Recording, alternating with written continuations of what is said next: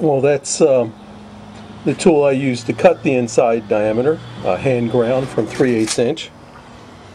And this, also a 3/8 inch square tool, but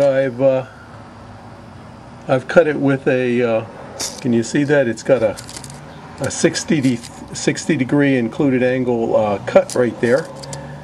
So I'm going to pull this one out and put this one in. Oops, that must be a 5/16. Yeah, so that's going to be sitting in there. And so you can see as I run the carriage through it with the correct ratio set on that screw, it will cut a thread in there. Now I probably have to make 1 or 2 passes, and I'll show you how to do that. I ran out of hands trying to show you the setup here. Actually, this is the next day, and I got real busy trying to cut the threads. I ran into some problems, so let me just show you the setup. I don't know if I can actually run it while I'm videotaping. I'll have to make a stand for that.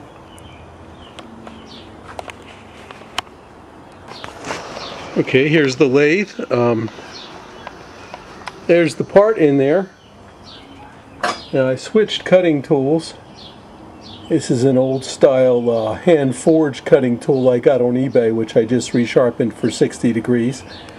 The compound slide is set for an internal thread. You set it this way at 29 degrees, and that's what you use to feed the thread in. So you go in when you're starting, and you see if I'll get in there a little bit. Now it's feeding now on the thread. I'm going to stop it. You can see it fed in there. The tool is entering the piece. Now this dial, which is your cross feed, when you first start the thread, you set that to it just touches the piece with the tool, and then you kind of run through, make sure everything's okay and clear. You run the tool in with the half nut engaged. Now this half nut I've been having it tricky. Normally when you'd get in there, you'd undo the half nut, the carriage would stop, and you take and you wind this out until that clears the thread, and then you could use this, your way feed, to move the carriage out. Then you'd start it again, and when the dial lined up here with the number you wanted, and I was going to do it on the same number every time, you'd engage it after pulling this back to 0, your cross feed, and moving this up about 10 thousandths, and that's why you feed in the thread. So it's coming in at an angle, so it walks into the thread at an angle.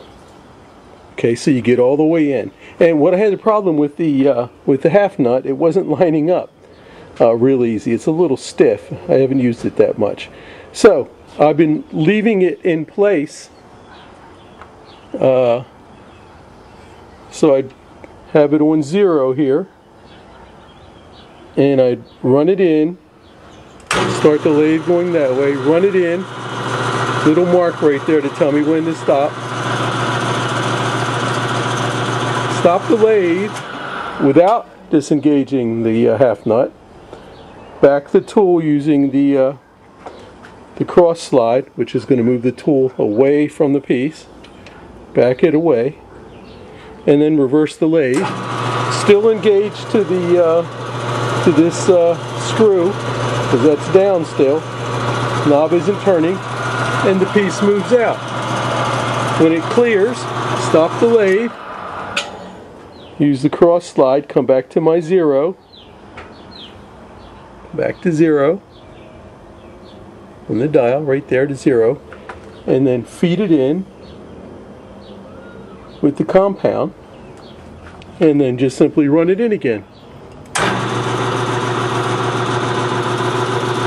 And I'm not taking a cut here because I couldn't take the chance on it, because I just don't have enough hands to do this. Coming up to my mark, I stop a little ahead of time, let it drift down. Then I use the slide to back it away. It backs it away from the tool. Reverse the lathe, and the tool comes out, still connected to the lead screw. So it's coming at it the correct pitch, but it's not touching. Once it clears,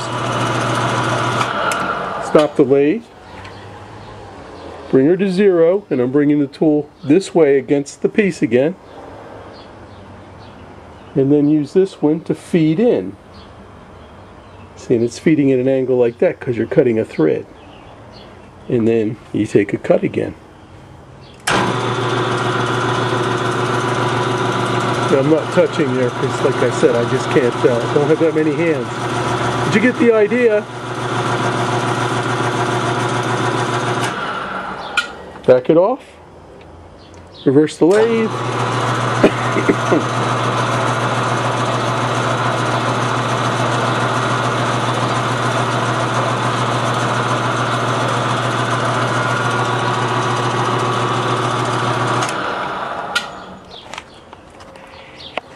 Now the problem I had is here I didn't have a way of actually checking that thread because I can't get the piece out.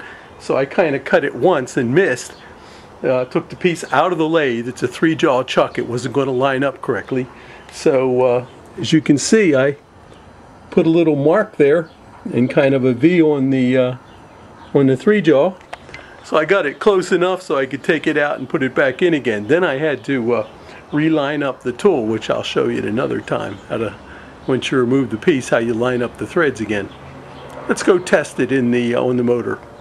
The light's kind of fading. I want to show the thread in there. That's the internal thread. 1.5 millimeter, 24 millimeter diameter. Sun's going down. I'm losing the light. And there's the bike. And you can see it's a little loosey-goosey, but it goes right on. Now I have to weld a plug in here and then tap that so I can put a bolt in there to push against this bolt, which will then move this out. Well, I guess I'm cheap, and I could have bought the part for 27 bucks, but or 28 bucks, but